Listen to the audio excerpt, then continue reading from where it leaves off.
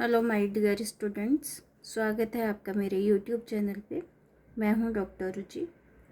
तो हम इस बुक का रिवीजन कर रहे हैं।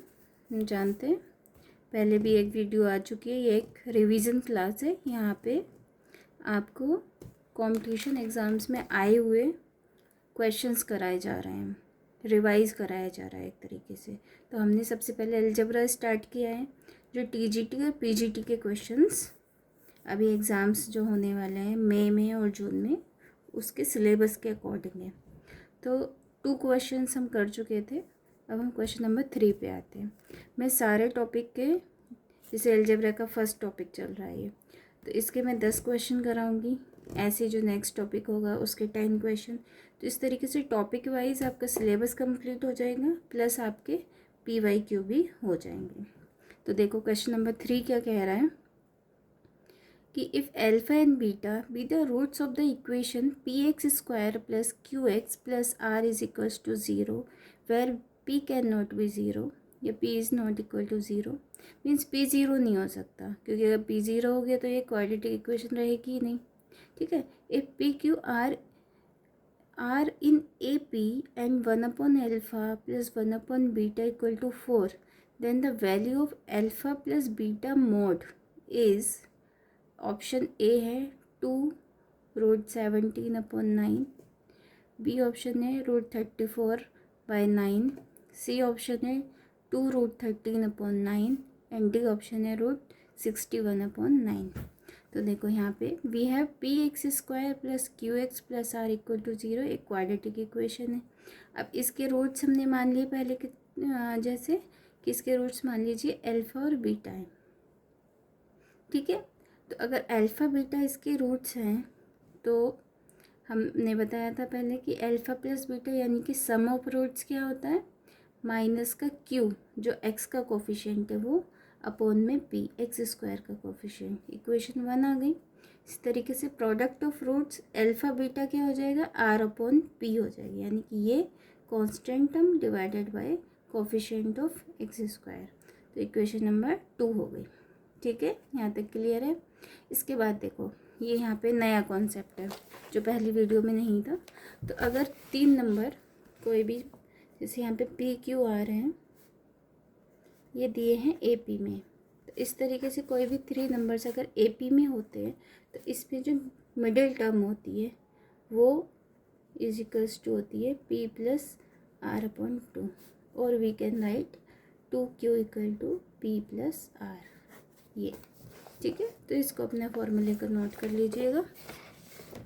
तो यही यहाँ पे इन्होंने लिखा है 2Q is equals to P plus R। Question number 3 आ गई। और यहाँ पे एक कंडीशन दी थी कि 1 upon alpha plus 1 upon beta equal to 4 होगा, right. So again we are using this given condition 1 upon alpha plus 1 upon beta equal to 4। So that implies when we take LCM alpha beta, तो alpha plus beta upon alpha beta equal to 4 हो जाएगा। यहाँ तक मुझे नहीं लगता कोई problem होनी चाहिए। तो अल्फ़ा प्लस बीटा की वैल्यू है माइनस का Q अपॉन P। मैं सॉल्व करके आपको दिखा देती हूँ। देखो अल्फ़ा प्लस बीटा अपॉन में अल्फ़ा बीटा आ गया 4। ठीक है, तो अल्फ़ा प्लस बीटा की वैल्यू हमारे पास क्या थी, माइनस का Q अपॉन P था, और alpha beta equal to R upon P। तो यहाँ पे हम इसको यूज़ कर सकते हैं, माइनस का Q upon P divided by R upon P equal to 4। तो P से P कैंसिल हो जाएगा, तो minus Q equal to 4R, और we can write Q equal to minus का 4R। तो Q की वैल्यू मुझे ये मिल गई। ठीक है, अगर मुझे Q की वैल्यू मिल जाती है यहाँ से, तो मैं P की वैल्यू भी निकाल सकती हूँ in the term of R। तो पुटिंग इन दिस इक्वेशन हमें क्या मिलेगा, 2Q equal to P plus R है। सो 2 इंटू माइनस का 4R is equals to P plus R। So again minus का 8R is equals to P plus R। So P क्या हो गया, minus का 9R।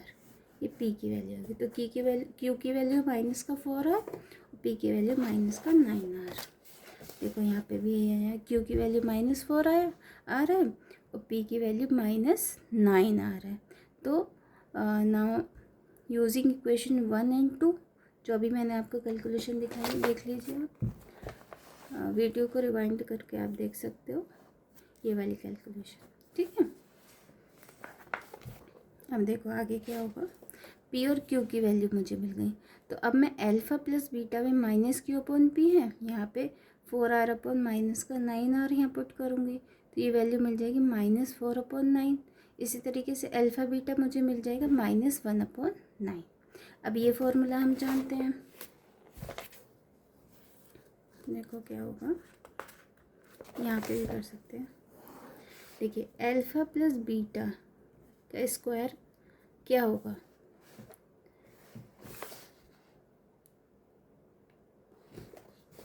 ये होगा अल्फ़ा प्लस बीटा का स्क्वायर माइनस का 4 अल्फ़ा बीटा। कैसे, जब आप इसको ओपन करोगे क्या आएगा, alpha square plus beta square plus 2 alpha beta आएगा।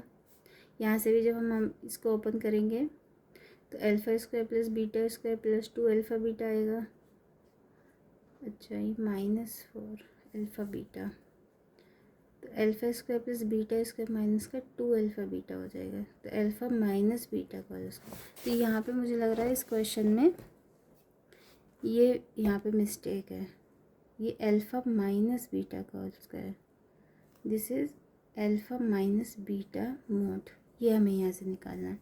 तो यहाँ अल्फ़ा माइनस बीटा मोड का फॉर्मूला ये है, ठीक है। तो देखो ऐसे प्रिंटिंग मिस्टेक भी होती है क्वेश्चंस में, अभी हम सॉल्व कर रहे हैं तो हमें समझ में आ रहा है।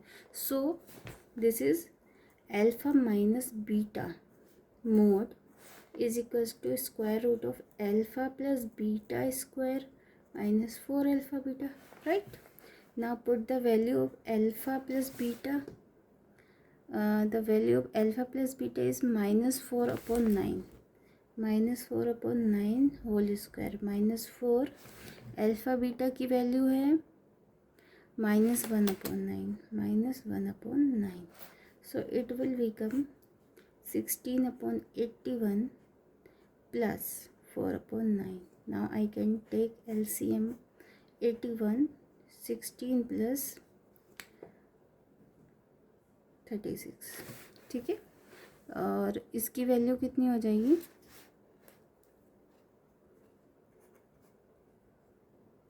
52 upon 81. So it can be written in the form 2 upon 9 root of 30, ठीक है। देखो यहाँ से 6 + 6 12, 1 तो 3 + 2 52।